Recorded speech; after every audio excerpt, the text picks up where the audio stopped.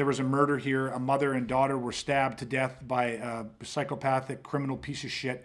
We're losing our women and children. We're losing good people because we have a fucking broken justice system. We have an overloaded healthcare system. And it's fucking enough with this shit. Violence destroys.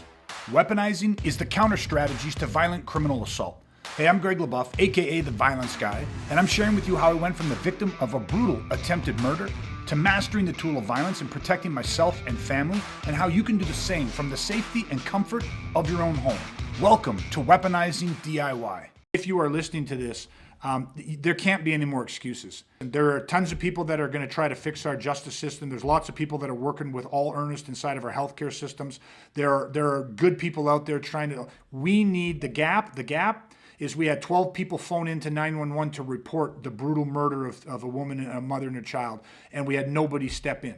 There was nobody that moved towards the sound of danger. And it's got, at some point, people just got to get fed up. And it is enough.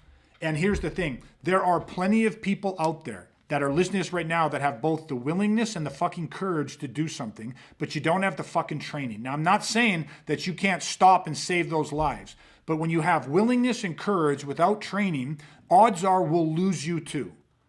Right? You might save life, but if you sacrifice your life, if it comes down to it, we're willing to do that. But if you've got the courage, the willingness, and the fucking training, you can move towards the sound of violence and fucking not just survive it, but fucking thrive in it, save lives, come home, and continue to be a protector for your family, for your fucking neighbors, in your community, and in your city.